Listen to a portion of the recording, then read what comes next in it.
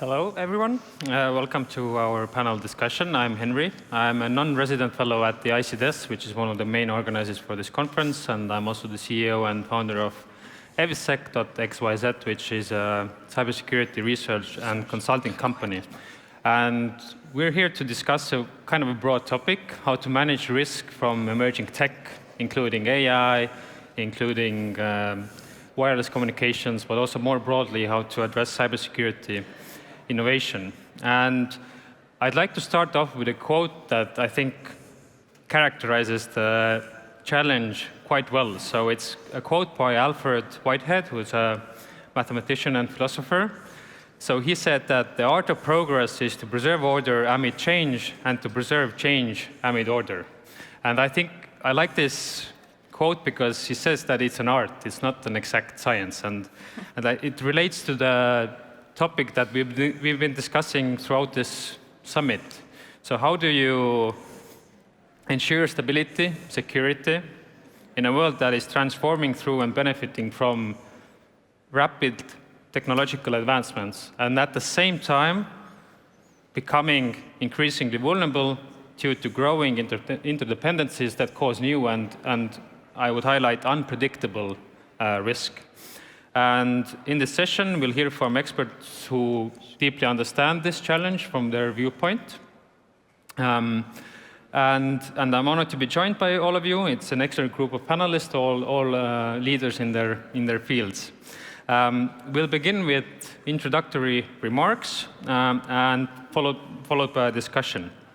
And let's get it off. We don't have much time. Let's start with the foundational technology that enables it all. So the communication infrastructure, and especially wireless. And Heidi, you've been very active in this field. So could you share your insights to kick us off?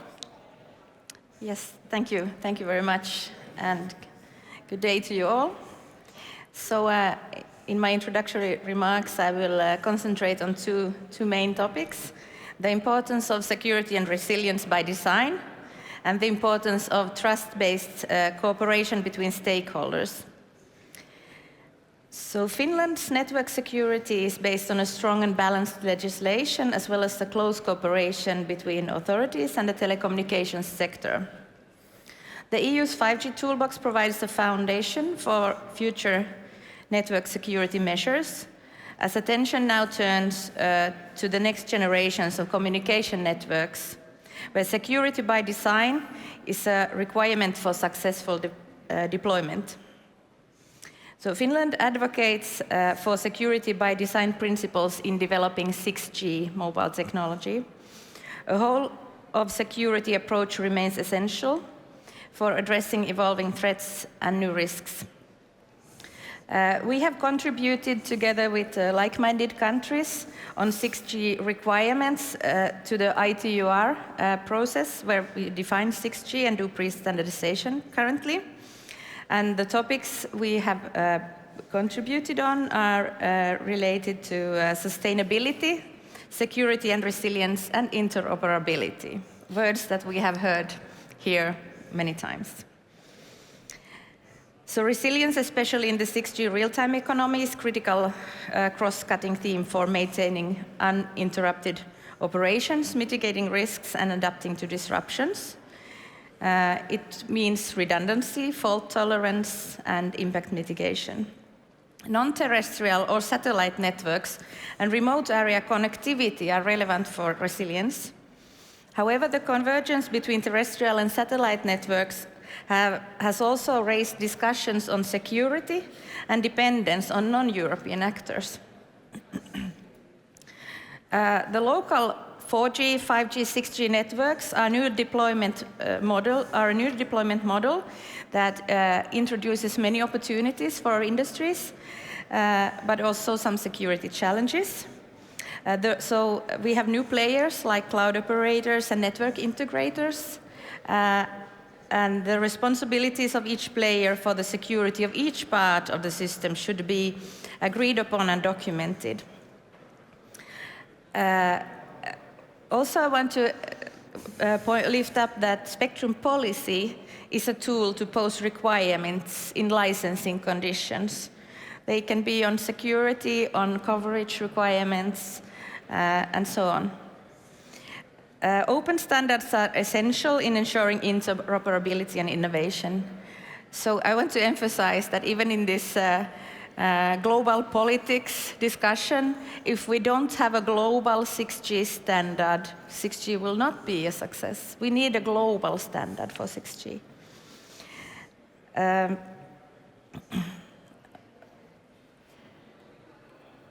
So building and developing secure communication networks is not possible without close cooperation between authorities, vendors, and telecom operators.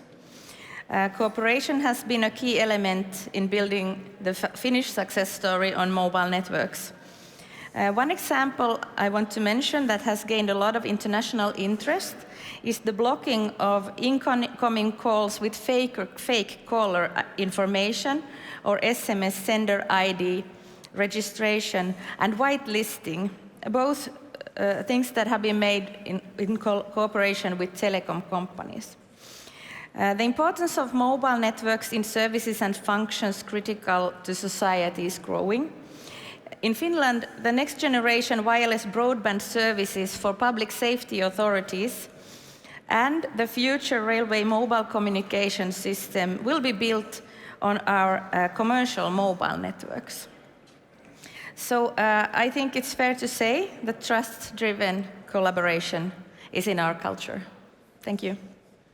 Thank you. Now let's turn to another underlying technology that we almost all connect with and depend on, and increasingly depend on, which is artificial intelligence. And Michel, you have kind of a unique vantage point about this. I know you released a report recently on this topic. So what were the lessons learned? What were the proposals? How do you see the challenge? Yes, thank you, and very happy to be here at the Estonian conference. And first of all, congratulations to the Estonian colleagues for putting this conference together year after year. So at the Ministry of Justice and Security, we established a cybersecurity directorate in 2020 with actually 3 key objectives. To look at AI regulation, to promote the use of AI within the justice and security domain, and to propagate the ethical use of artificial intelligence. So what my team has been doing in the last couple of years is working on the AI Act in Brussels. We've been conducting fundamental rights impact assessments on AI and algorithms. We've been working on a transparency register for algorithms in the Netherlands and developing AI such as Netherlands large language model, which is called GPT-NL. Well, in today's world, what we see is that AI is beginning to transform our societies, and the promise of artificial intelligence, we believe, is either hyper-personalization and hyper-automation. And this will mean that we will be having powerful tools to detect and mitigate threats. But this same technology carries serious risks if used irresponsibly. The Dutch childcare benefits scandal is a stark reminder of how algorithmic misuse can harm trust in institutions and lead to devastating consequences for citizens. So it's showed us that AI is inherently not ethical. It reflects the biases and flaws of the underlying data and those who develop and deploy it. And meanwhile, we see that current geopolitical conflicts have highlighted the weaponization of these technologies in cyber conflicts. We see ransomware, we see deepfakes, drones, automated attacks becoming tools of modern warfare. And this is not just a technological challenge, but it's a geopolitical and ethical one. And the challenge we noticed in the report we made in the Netherlands is actually threefold to secure artificial intelligence. It is we have to realize that attackers will use this technology against us, but also for us as defenders, the attack surface will grow with newer technologies coming in. That will grow dramatically, we feel. but also it will give us new and powerful tools to defend us better against attacks. And lastly, obviously, there is the security of artificial intelligence itself, to make sure that the artificial intelligence models give the outcomes we want. And as leaders in government and in society, we must balance the promise of artificial intelligence with the principles of transparency, accountability, human rights, and human oversight. And our goal is clear. We want to harness the AI to protect citizens and institutions while ensuring that it doesn't erode the very freedoms we are seek to defend. Thank you. Thank you. Many topics to unpack in the discussion. I'll give the word to Lauri. I know you've been very involved in building relationships between different stakeholders as the R&D, head of R&D collaboration at the Estonian Systems Authority. So please, if you can share your perspectives in the context of cybersecurity. Oh, absolutely. Thank you very much for being here at our stage and taking a listen. So I'm just like building off of what you said, and actually we had a discussion last night over dinner about this topic as well, like how to what the actual practical outcomes or difficulties is about like future technologies and like getting research into how things should be and what we should do about them. Now, doing research and doing a Horizon project or something like that may yield some interesting results into how we should protect ourselves with AI or from AI, or how we should protect our businesses who are using some future technologies. But in the end, I work for a government agency, and our citizens are actually looking to us in terms of what should we do in terms of cybersecurity. What's the guidance? What is the guidance that is actually given to think about future technologies and emerging technologies in general?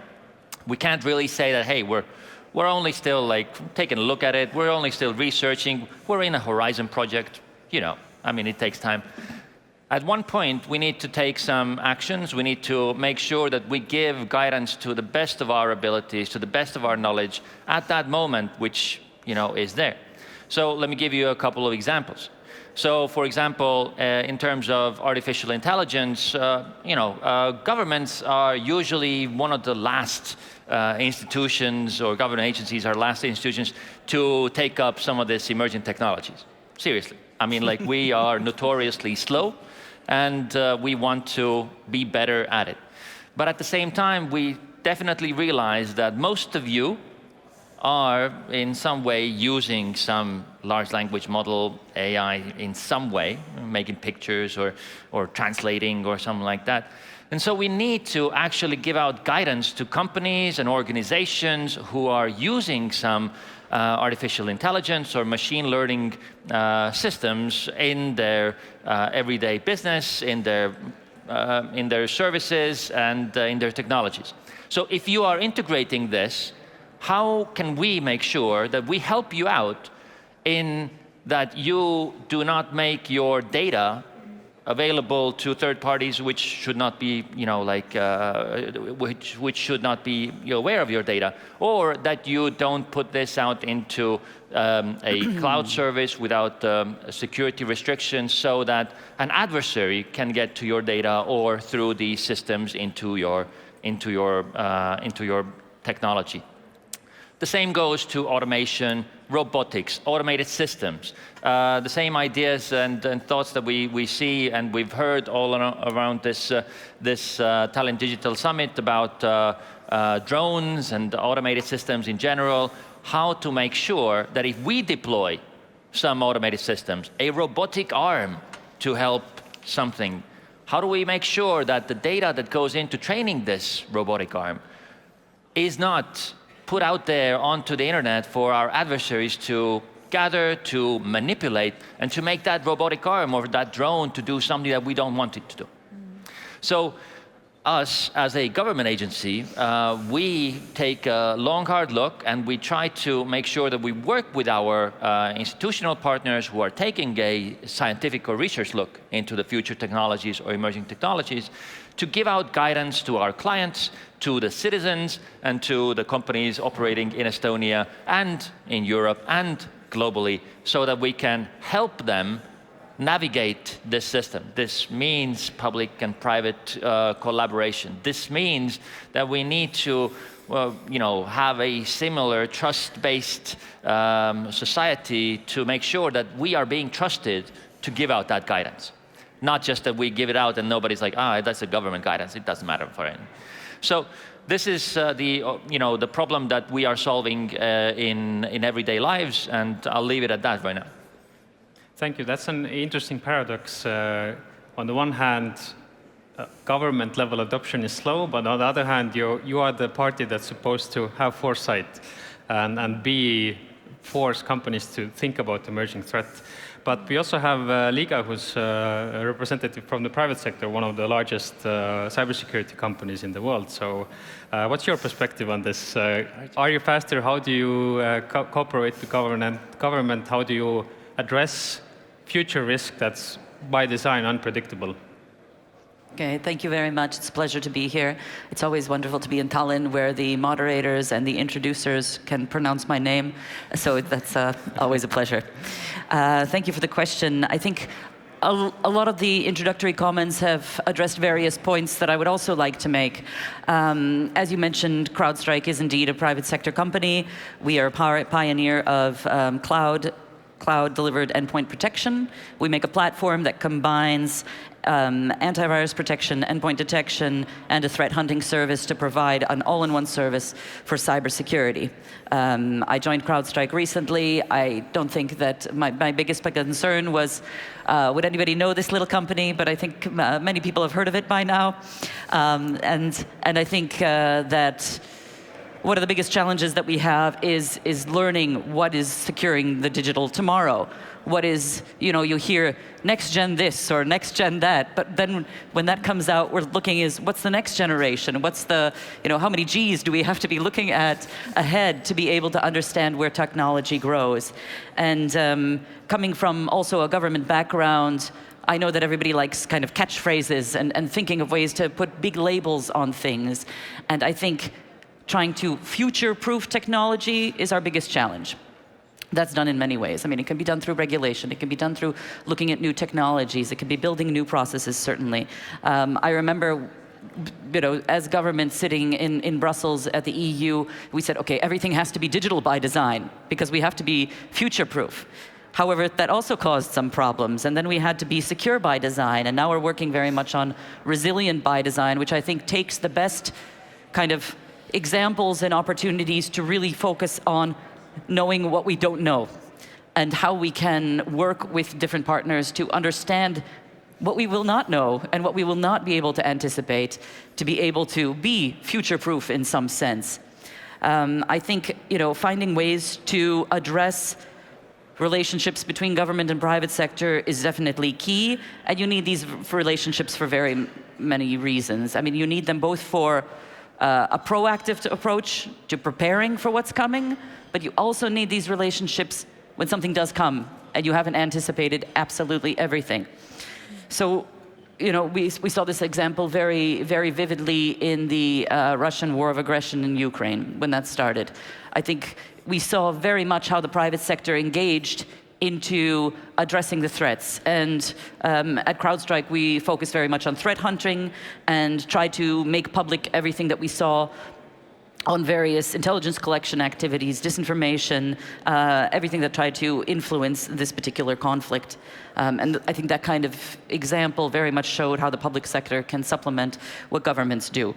But also in crisis, whether that's a crisis arriving from pandemics or wars or unanticipated occurrences in cybersecurity, having these kind of relationships to quickly react, to immediately in first minutes be able to respond and cooperate is really key. And I think a little bit to shortly conclude on the everything by design concept, we really have to look at global by design. What does it mean to work on security in a digital global world? I think that we very much focus on competitiveness, which is very important in Europe. We focus on regulation, which is very important, but we have to look at how we can globally cooperate and what are the best resources and solutions globally for our cybersecurity challenges. Thank you. I'm going to share another quote by this great philosopher called Mike Tyson. He said, everyone has a plan until they get punched in the mouth. So I think that's even the case in cybersecurity when we talk about legacy technologies. And it's even more the case when we talk about securing emerging technologies that are, as we said, unpredictable. And I think this concept of resilience by design is really key. It's preparing for the unpredictable. So Heidi, how have you thought about that when you look at the transformation from 5G to 6G? How have you approached that? Yes, so when now looking at 6G, and we are in the phase of starting the discussion on what spectrum will 6G use, and on the pre-standardization phase. So defining in ITU what we mean by 6G, we have the framework document available. So we will all develop the technology and do the research to us the same direction to have this global standard. So I mean, it's a little bit about knowing what you don't know, but what you need. We have decided that the overarching principles, design principles for 6G is sustainability, security and resilience, and connecting the unconnected, and ubiquitous intelligence. So for example, in Europe, with the 5G toolbox, I think cybersecurity was a little bit like glued on afterwards. Now we understand that it should be security by design and resilience by design. We need to challenge ourselves to think what this means, what type of requirements do we need. And for example, I try to challenge our researchers to give input to this regulatory work. And for example, how could we utilize AI and self-organizing networks to increase resilience in the networks? And these kind of topics that we know that we need to find the answers to. In the same way as we need to have security and resilience by design, we know that there is a convergence. We aim for a convergence between terrestrial and satellite networks. What does it mean? There are very many technical things to solve to enable this and to enable it in a global market. But we must now understand what we want to achieve, how we want to improve the mobile technology for the next generation. Excellent. Michel, I know that in the report you also covered the concept of experimentation and using that as a way to predict. So how have you addressed that, and how does it help build resilience? Yeah, so I think, as speakers all said, I think a large part of being prepared for the future is knowledge and literacy. So you have to have a good AI literacy, a good literacy in your organizations, in society, on how this technology works. And especially with artificial intelligence, where this technology is still sort of out there, and it's a solution actually looking for a problem at this point in time to solve. And you need a way to learn about this technology. And I think, and we have seen that numerous times in the past as well, the best way to learn about technology is tinkering with it. So this concept of experimentation is a big part of our strategy, not to do experiments to get applications going, but actually do experimentation to learn what this technology can and cannot do.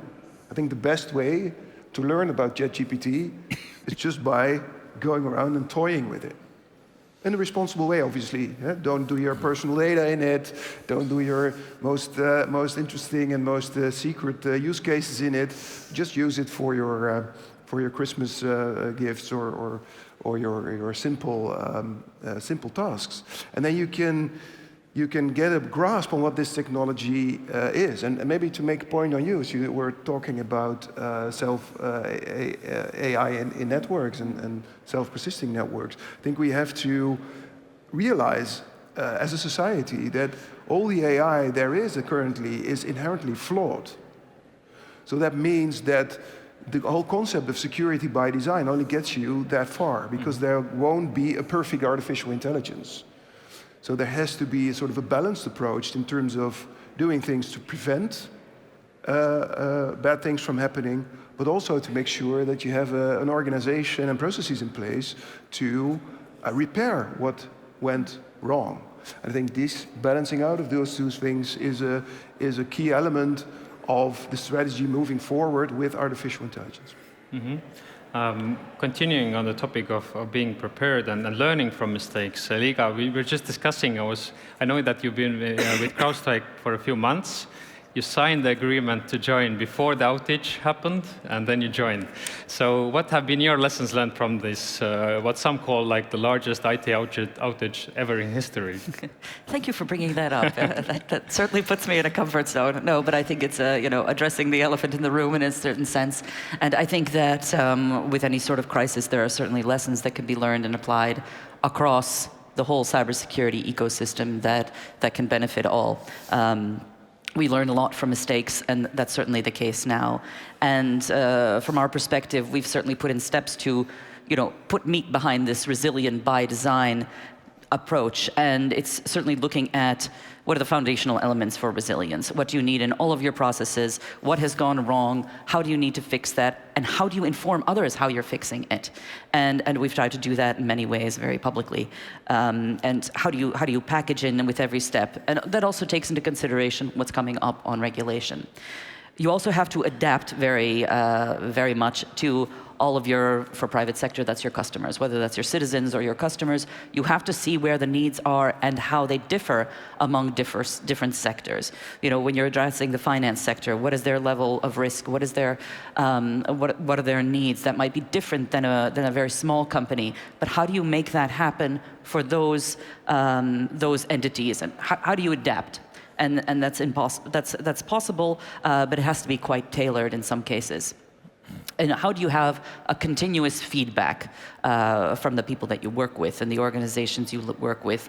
You have to be able to be available for back and forth. I think I had colleagues who worked 24 hours a day for weeks to be able to get feedback, to understand, to fix, to repair, to really understand what's going on and make sure that the problems that we've had can be repaired and can be fixed, and we can come back stronger and more resilient and apply to everyone in the ecosystem as much as possible to be able to do that.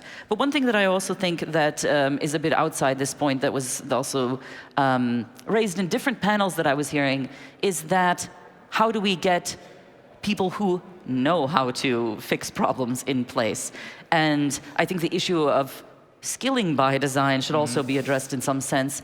How do you find resources for people when there are not people anymore? And I think maybe we can continue the discussion talking a little bit about AI applications for cybersecurity that can address the fact that you will never have enough people to address cybersecurity. And where can we take the benefits of AI to be able to upscale what we do use, whether it be in government or private sector, small customers, big customers, to be able to use technology in a way that's very positive. Indeed, that's a great segue. So Lauri was nodding.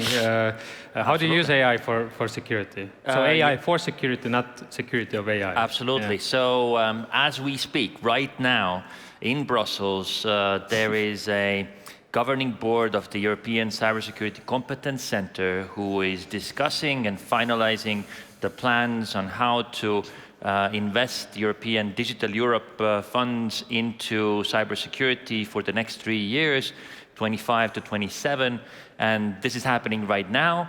And without going into a lot of detail, because the details are still coming out, The larger part of this is for automation and AI for cybersecurity. That's going to be the biggest part of what's going to be funded in the next 3 years through the ECCC. And so this is actually taken into account that there will never be enough people, considering the scale of the problem or the cybersecurity issue that's coming up with the digitalization of the society. Basically, it's not digitalization of digital services. The whole society is digital. With the dependencies that we are looking at into connectivity, and in the future maybe a dependency on AI, not just a use of AI. The big question is, how do we get enough tools, enough innovation going that cybersecurity parts of it could also be addressed through automation and the same machine learning algorithms that could actually help us right now. So this is something that we see that the market actually is probably putting more money into this than the European Union through a Digital Europe program, obviously. I mean, this is something that could be sold because I think the market and everybody here can understand that even if we took everybody who is now going into, I don't know, high school and trying to study math or the STEM sciences and STEM fields. Even if every one of those people were to go into cybersecurity, we probably wouldn't have enough people. So we need to, not make illusions that we can actually solve this through a people, but through innovation. Yeah, you have it.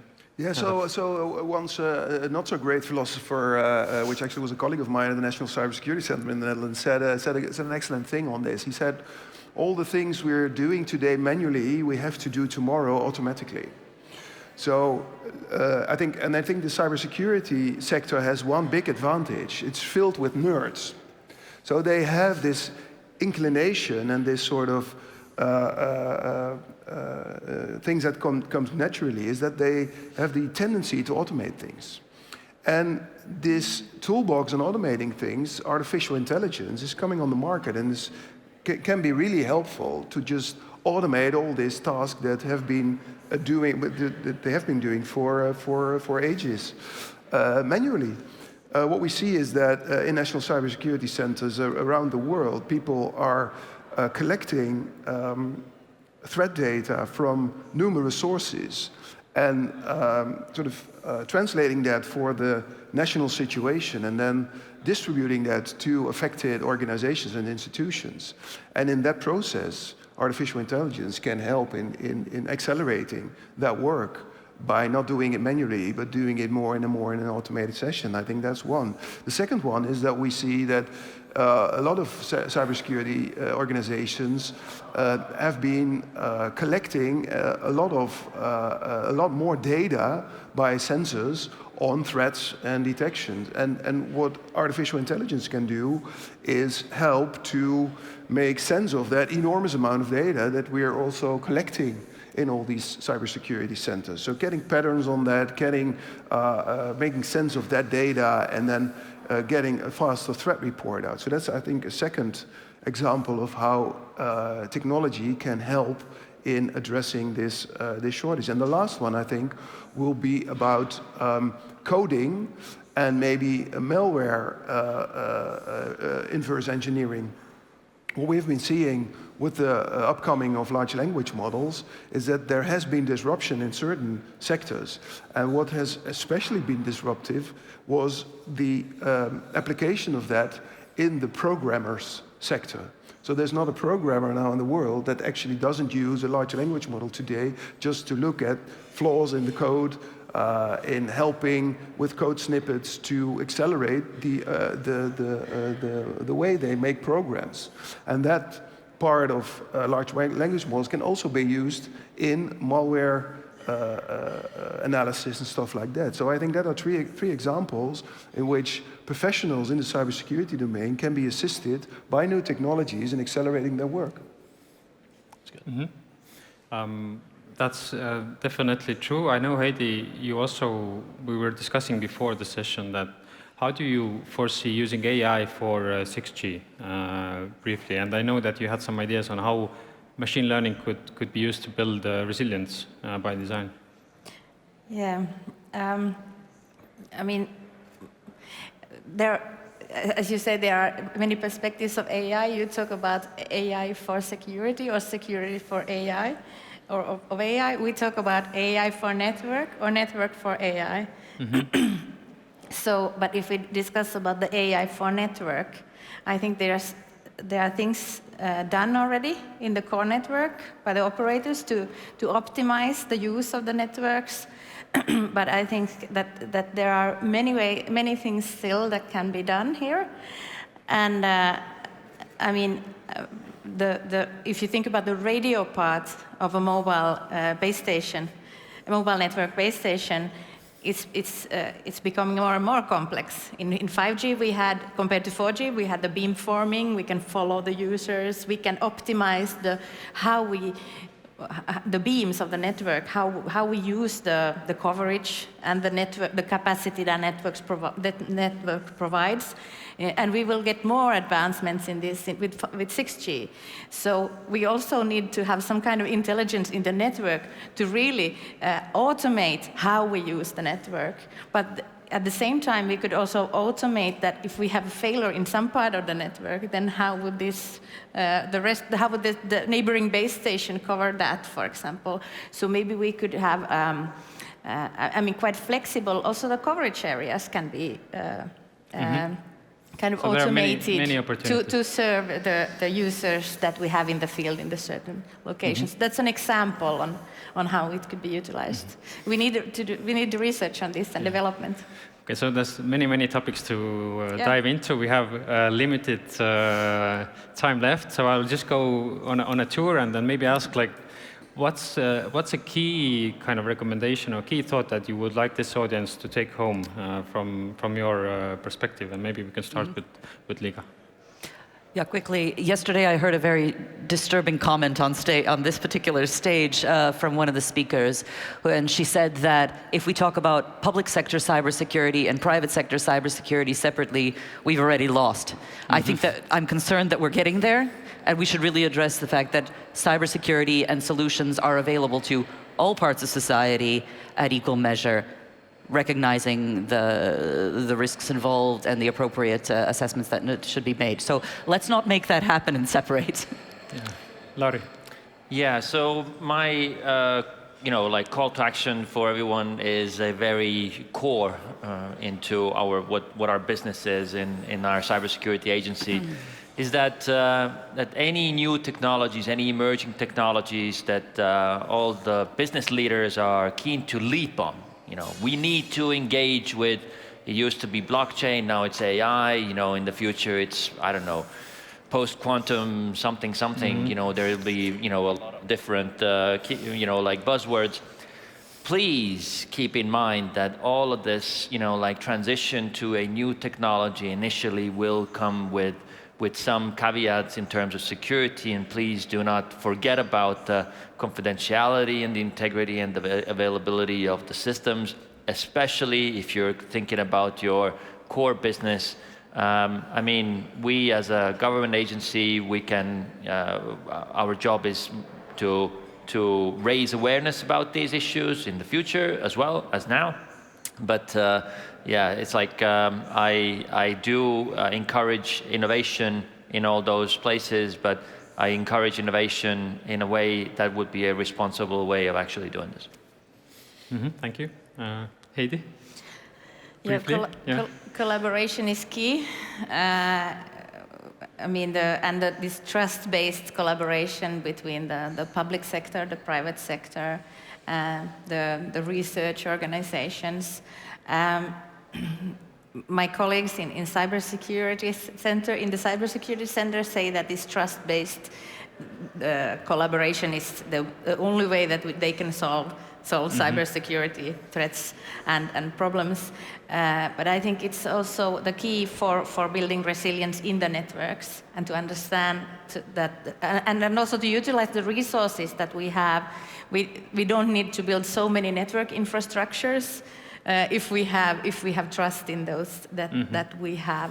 And very interesting point from another panel this morning, for example, the collaboration in the supercomputer between Estonia and Finland, actually to share resources and to collaborate.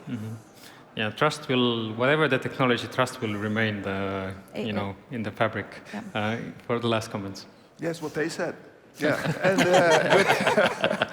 and we obviously also mentioned the topic of experimentation. So we'd urge everyone to just take this technology in their hands and not only talk about it, but just use it and try to sort of tinker with it. And in terms of emerging technologies, which obviously come with threats and opportunities at the same time, we have to make sure that we find new ways of monitoring success, monitoring failure, monitoring threats. So I think there will be a whole new industry in coming up monitoring systems, and also the focus on risk analysis is very important. So new ways to do risk analysis and make sure that we know the risks and have mitigated measures for them. Thank you. We'll run out of time quite quickly. Thank you to the panelists, and thank you for listening.